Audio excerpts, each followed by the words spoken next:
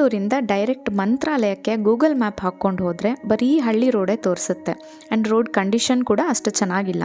ಅದಕ್ಕೆ ಬ್ಯಾಡ್ ರೋಡ್ಸ್ನ ಅವಾಯ್ಡ್ ಮಾಡಿ ಚೆನ್ನಾಗಿರೋ ರೋಡಲ್ಲಿ ಹೋಗಬೇಕು ಅಂತಿದ್ರೆ ಇಲ್ಲಿ ತೋರಿಸಿರೋ ಈ ರೋಡ್ ಮ್ಯಾಪ್ನ ಫಾಲೋ ಮಾಡಿ. ನಿಮಗೆ ಟಿಲ್ ಮಂತ್ರಾಲಯದ ತನಕನೂ ಏನೂ ಪ್ರಾಬ್ಲಮ್ ಇಲ್ಲದೆ ಆರಾಮಾಗಿ ರೀಚ್ ಆಗ್ತೀರಾ. ಈ ರೋಡಲ್ಲಿ ಹೋಗಬೇಕಾದ್ರೆ ಗುಂತಕಲ್ ಹತ್ರ ಒಂದು ಫೇಮಸ್ ಟೆಂಪಲ್ ಸಿಗುತ್ತೆ, ಶ್ರೀ ನೆಟ್ಟಿಕಂಟಿ ಆಂಜನೇಯ ಸ್ವಾಮಿ ಟೆಂಪಲ್ ಅಂತ. ಇದನ್ನು ಶ್ರೀ ವ್ಯಾಸರಾಯರು ಸುಮಾರು 500 ವರ್ಷಗಳ ಹಿಂದೆ ಕಟ್ಟಿಸಿರೋವಂಥದ್ದು.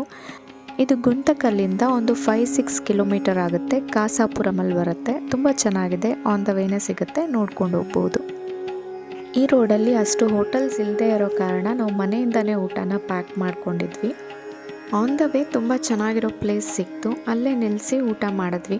ಈ ಥರ ಹೊರಗಡೆ ಕೂತು ಊಟ ಮಾಡೋದು ಒಂಥರ ಚೆನ್ನಾಗಿ ಅನಿಸುತ್ತೆ. ಸ್ಪೆಷಲಿ ಮಕ್ಕಳಿದ್ದಾಗ ಆಚೆ ಊಟ ಮಾಡೋದು ಒಂಥರ ಸ್ಪೆಷಲ್ ಆಗಿರುತ್ತೆ. ಅವರು ಕೂಡ ಇದನ್ನು ಎಂಜಾಯ್ ಮಾಡ್ತಾರೆ.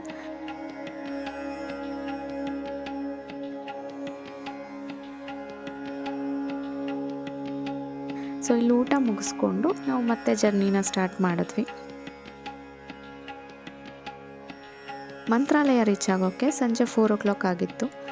ದೇವಸ್ಥಾನದಿಂದ ಒಂದು 1 ಕಿಲೋಮೀಟ್ರ್ ದೂರದಲ್ಲಿರೋ ಶ್ರೀ ವೈಷ್ಣವಿ ರೆಸಿಡೆನ್ಸಿನಲ್ಲಿ ನಾವು ಸ್ಟೇ ಆಗಿದ್ವಿ.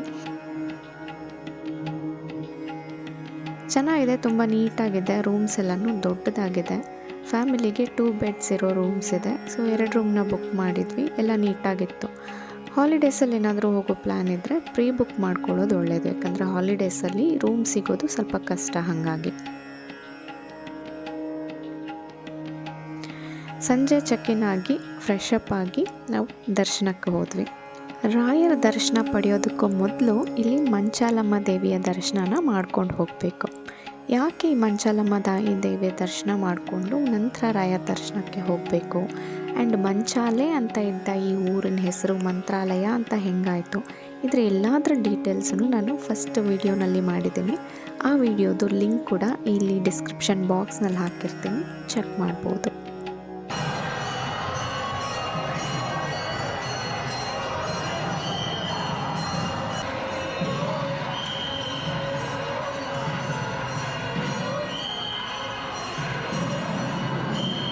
ಸಂಜೆ ಟೈಮ್ ದರ್ಶನ ಒಂಥರ ಚೆನ್ನಾಗಿರುತ್ತೆ. ಅಲ್ಲಿನ ಲೈಟು, ಆ ವೈಬೇ ಒಂಥರ ಡಿಫ್ರೆಂಟ್ ಆಗಿರುತ್ತೆ.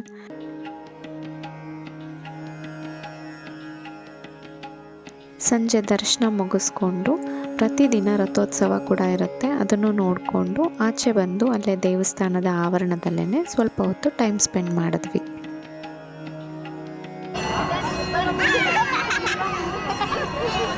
ಬೆಳಗ್ಗೆ ಮತ್ತೆ ಇನ್ನೂ ಒಂದು ಸಲ ರಾಯರ ದರ್ಶನ ಮಾಡಿಕೊಂಡು ಬೆಂಗಳೂರಿಗೆ ಹೊರಟು.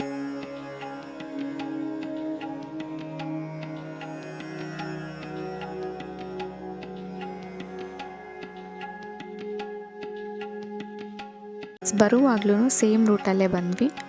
ಮಂತ್ರಾಲಯದಿಂದ ಅದೋನಿ, ಅಲ್ಲಿಂದ ಆಲೂರು, ಅಲ್ಲಿಂದ ಗುಂತಕಲ್ಲು, ಅಲ್ಲಿಂದ ಗುತ್ತಿ ಮತ್ತು ಬೆಂಗಳೂರು. ಮೊದಲೇ ಹೇಳ್ದಂಗೆ ಯಾವುದೇ ಥರ ಬ್ಯಾಡ್ ರೋಡ್ ಸಿಗಲ್ಲ, ಆರಾಮಾಗಿ ಸೇಫಾಗಿ ರೀಚ್ ಆಗ್ಬೋದು.